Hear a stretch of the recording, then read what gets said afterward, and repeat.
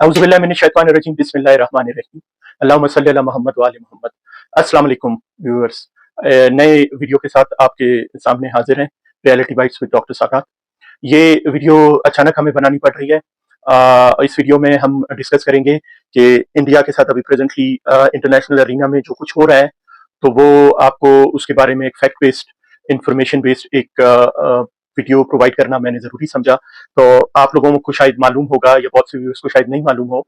कि पिछले काफ़ी अच्छे से इंडिया हमेशा जो है G7 का समिट होता था, तो इंडिया उसका पार्ट होता था, इंडिया को एज़ एन गेस्ट उसमें इनवाइट किया जाता था। और इंडियंस हमेशा इस बात को एक बड़ा चढ़ा के दिखाते थे, वो कहते थे कि जी, हम अभी दुनिया के इमर्जिंग इकोनॉमीज़ में से हैं, हम एक बहुत पावरफुल एंटिटी हैं, जिसकी वजह से दुनिया हमारे बगैर चलती नहीं है और दुनिया हमें बुलाती है अपने इस तरह के इवेंट्स में। तो सबसे पहले आज की वीडियो में हम बात करेंगे कि बेसिकली G7 है क्या? तो G7 जो है वो एक समिट होता है, जिस समिट में दुनिया की जो सबसे एडवांस्ड इकोनॉमीज हैं वो उसमें पार्टिसिपेट करती हैं। और वो इकोनॉमीज कौन कौन सी हैं? उसमें कनाडा है, फ्रांस है, जर्मनी, इटली, जापान,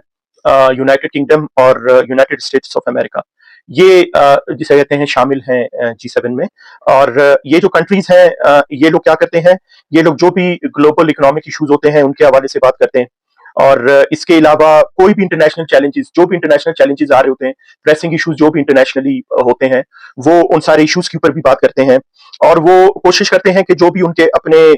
मेंबर हैं और उसके अलावा भी जो भी ज्यादा इंपॉर्टेंट कंट्रीज हैं वर्ल्ड में, उनके बीच में एक आहंगी पैदा करें। और इस समिट में इसके अलावा सिक्योरिटी और डिफेंस के हवाले से जो भी सिचुएशन होती है, उस हवाले से भी उसमें एक डिस्कशन लाजमी की जाती है। और इस समिट में हमेशा से इंडिया को हमेशा से नहीं, मतलब काफी अरसे से इंडिया को ऑन इनविटेशन बेसिस उनको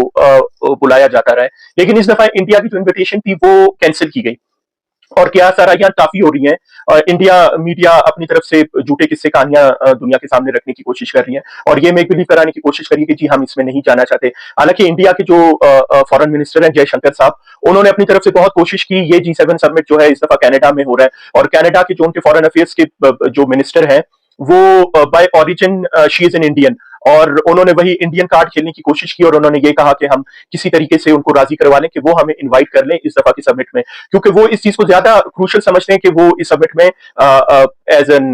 गेस्ट जो है वो पार्टिसिपेट करें। लेकिन जितने भी, जाहिर बात है, अगर उन्होंने इनकी इन्विटेशन कैंसिल की है तो इसका मतलब है कि जितने भी जो भी कंट्रीज इसमें इन्वॉल्व है उन सब के कॉन्सेंट से ही उनकी इन्विटेशन कैंसिल की है। तो इस वीडियो में हम फर्दर आपसे अभी ये बात करेंगे कि जो भी कंट्रीज, ये जो G7 कंट्रीज इसमें शामिल है, इसमें हम 5 ऐसे कंट्रीज की बात करेंगे जिनके हवाले से हम आपको ये बताएंगे कि उनकी इंडिया के साथ क्या इश्यूज हैं, जिनके बेसिस पे उन्होंने फाइनली इंडिया को जो है वो गुड बाय कह दिया है और उन्होंने इंडिया को उनकी जो राइट प्लेस है, they have put India at there right place. तो हम स्टार्ट करते हैं सबसे पहले यूनाइटेड स्टेट्स के क्या क्या कंसर्न है इंडिया के हवाले से। और उसमें जो सबसे मेन कंसर्न यूनाइटेड स्टेट्स का है, वो यूनाइटेड स्टेट्स इंडिया को ये कहना चाह रही है और काफी अच्छे से बल्कि कह रही है कि जी आपकी ह्यूमन राइट्स वायलेशन और जो रिलीजियस फ्रीडम है आपके कंट्री में, वो दिन पर दिन कम होती जा रही है। इंडिया एक जमाने में एक सेकुलर स्टेट होता था, बट नॉट एनीमोर, और वहां पे रिलीजियस फ्रीडम जो है उसके ऊपर, और जो ह्यूमन राइट्स वायलेशन पर्टिकुलरली जो कश्मीर में हो रही है, और ये सिर्फ कश्मीर में नहीं हो रही अभी, ये अरुणाचल प्रदेश में, बाकी जगहों पे भी काफी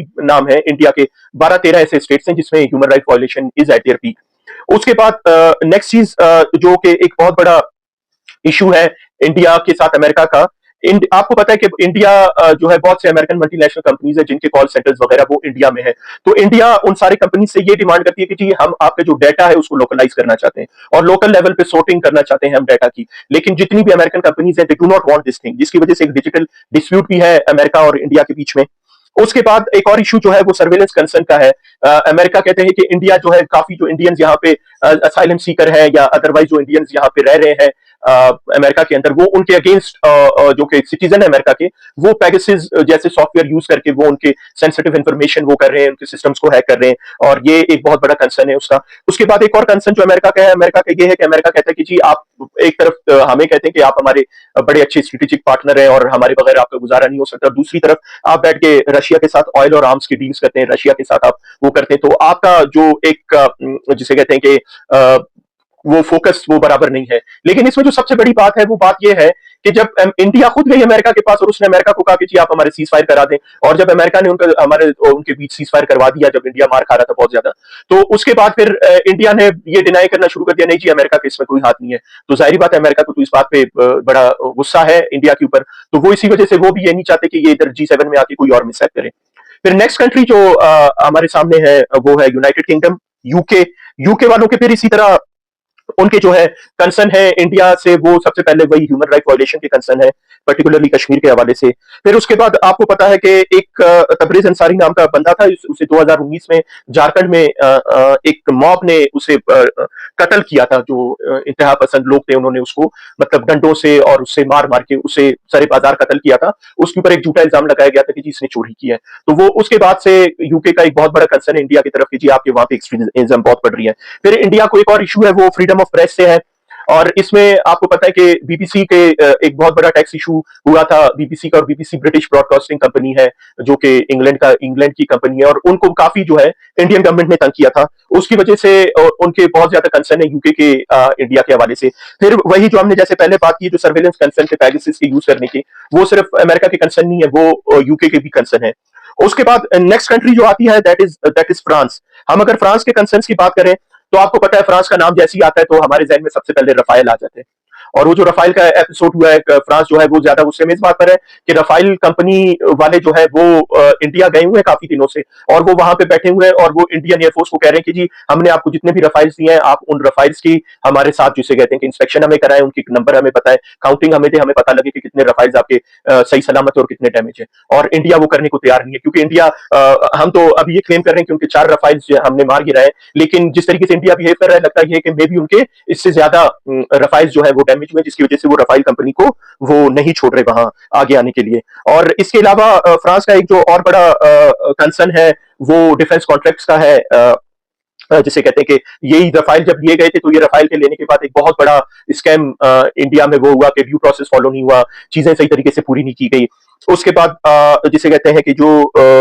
कमर्शियल एक्सेस है, फ्रांस इंडिया को ये कहता है कि जी मिलिट्री वाइज आप हमसे इतनी चीजें लेके जाते हो, रफाइल आपने हमसे खरीदा है, और आप और भी मिलिट्री इक्विपमेंट हमसे लेते हो, सबमरीन हमसे खरीदते हो, ये सारी चीजें करते हो, लेकिन उसके बावजूद जब कमर्शियल बिजनेस की बारी आती है तो आप हमें कमर्शियली अपने कंट्री में वो एक्सेस प्रोवाइड नहीं कर रहे हो कि जो आपको करने चाहिए। हम आपकी इतनी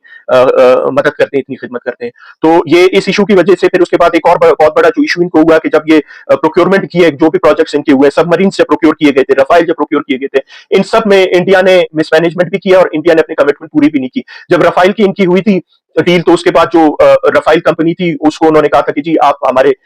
इंडिया में आके इन्वेस्टमेंट कर सकते हैं, तो वो इन्वेस्टमेंट के लिए फिर उन्होंने रिलायंस कंपनी का जो है वो सिलेक्ट किया था, लेकिन उसके बाद वो कमिटमेंट थी वो पूरी नहीं हो सकी, जिसकी वजह से फ्रांस अभी तक भी इंडिया से नाराज है। तो इसकी वजह से फ्रांस भी इस बात पे बिल्कुल राजी नहीं है कि इंडिया जो है वो आके G7 समिट को वो अटेंड करे। फिर उसके बाद हम अगर रशिया की बात करें तो रशिया जो है वो उसके सबसे पहले यही जो सबसे बड़ा कंसर्न है रशिया का, रशिया इंडिया को कहता है मैंने आपको एक इतना जबरदस्त डिफेंस सिस्टम दिया और आपने हमसे वो डिफेंस सिस्टम तो लिया, लेकिन आप उस डिफेंस सिस्टम को पाकिस्तान की एयरफोर्स से बचा नहीं सके, और S-400 जो उनका हमने तबाह किया था। तो रशिया कहता है कि ये जो तबाह हुआ है इसकी वजह से आपके साथ तो वैसी खराब है दुनिया में, आपने हमारा भी साथ खराब कर दिया, क्योंकि वो एक मिलिट्री कंट्री है, वो मिलिट्री इक्विपमेंट्स वगैरह प्रोड्यूस करती है, और वो इंडिया से बिल्कुल खुश नहीं है कि आपने हमारा नाम इतना खराब किया। उसके बाद वो इंडिया को ये भी कहते हैं कि जी आपकी जो स्ट्रेटेजिक अलाइनमेंट है वो बिल्कुल अनइवन है, किसी टाइम आप हमारे ज्यादा क्लोज हो जाते हो, किसी टाइम आप जाके यूएस के ज्यादा क्लोज हो जाते हो, कभी आप फ्रांस को के साथ अपने आप को ज्यादा क्लोज कर देते हो, आप डिसाइड नहीं कर पा रहे कि आप किस साइड पर है, तो हम इस वजह से आपको एंटरटेन नहीं करना चाहते। उसके बाद उनके जो एनर्जी ट्रेड्स हैं, आपको पता है कि उन्होंने उनके साथ गैस के ऊपर, ऑयल के ऊपर बहुत से एग्रीमेंट साइन किए, लेकिन उसके बाद वो आज तक उनको फुलफिल नहीं कर सके। तो इसी वजह से वो भी चाहते हैं कि इंडिया जो है वो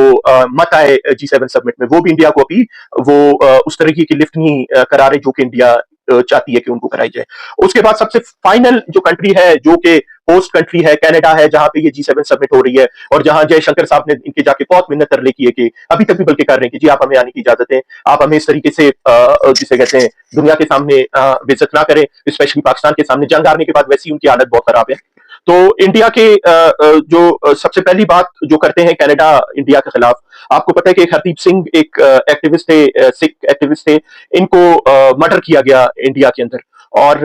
सॉरी कनाडा के अंदर इंडियंस ने मर्डर किया इनका। और उस टाइम पे भी जो इनके प्राइम मिनिस्टर थे ट्रूडो साहब, उन्होंने आके प्रेस कॉन्फ्रेंस में ये बात की कि जी इंडियन इसमें इन्वॉल्व है, और उन्होंने इवन इस हद तक भी कहा कि इंडिया के जो अपने डिप्लोमेट्स हैं वो इन्वॉल्व हैं इसके अंदर, जो यहाँ एम्बेसी में इनके लोग बैठे हैं उन्होंने इनके जो है मर्डर में वो शामिल है। और इंडिया ने समझा कि शायद टूडोर चला गया, तो टूडोर के जाने के बाद जो अगले प्राइम मिनिस्टर साहब आए हैं, अभी सेटअप चेंज हुआ है, तो वो शायद अब हमारी बात को सुनेंगे और वो अब उन बातों को भूल जाएंगे। लेकिन आपको पता है कि जो भी इंटरनेशनल कंट्रीज होती हैं उनको सालों तक ये बातें याद रहती हैं जो मिसहैप आप करते हैं। उसके बाद वो कहते हैं कि जी आप सपोर्ट करते हैं एक्सट्रीमिस्ट्स को, एक्सट्रीमिस्ट को आप सपोर्ट करते हैं, ना सिर्फ कनाडा के अंदर बल्कि यूरोप में और पूरी दुनिया में आप एक्सट्रीमिस्ट को सपोर्ट करते हैं, आप उनको ट्रेनिंग देते हैं, और आपने कनाडा के अंदर एक्सट्रीमिस्ट भेजे जिन्होंने आके यहाँ पे हालात को खराब करने की कोशिश की, पर्टिकुलरली सिक्स के हवाले से। उसके बाद ट्रेड रिस्ट्रिक्शंस के इशू पे भी कनाडा का बहुत बड़ा इशू है वो इंडिया के साथ। तो ये सारी बातें जो है, अगर हम इन सारी बातों का एक असेसमेंट करें तो वो एक उर्दू की मिसाल है। वो कहते हैं कि जब इंसान का बुरा वक्त हो तो वो अगर ऊंट पे भी बैठा हो तो उसको कुत्ता काट लेता है। तो इंडिया के साथ आजकल वही हो रहा है। इंडिया जहां पे जितनी मर्जी अपनी चीजें सही करने की कोशिश कर रहा है, उसकी इमेज उतनी दुनिया के सामने खराब हो रही है। और पर्टिकुलरली अभी उन्होंने शशि थरूर साहब को भेजा था कि जी आप जाके दुनिया के सामने हमारी इमेज को थोड़ा अच्छा करने की कोशिश करें। और शशि थरूर साहब ने क्या किया, अमेरिका में जाके अमेरिका के सदर को सुनाना शुरू कर दी, कोलंबिया में जाके कोलंबिया के लोगों को सुनाना शुरू कर दी, और उनको बैठ के वो उनके सामने अपने रोना रो रहे हैं कि जी आप लोग हमारी बात नहीं सुन रहे, आप हमारी बात नहीं मान रही, आप अच्छे लोग नहीं हो, आप बुरे लोग हो। और जिसकी वजह से जितनी भी इंटरनेशनल कम्युनिटी है वो सारे अभी एक बात पे एग्रीड है, और वो बात क्या है कि वो कहते हैं कि इंडिया जो है वो अपने होशोहवास हो चुका है। इंडिया जो है वो अभी उसको कोई स्ट्रेटेजिक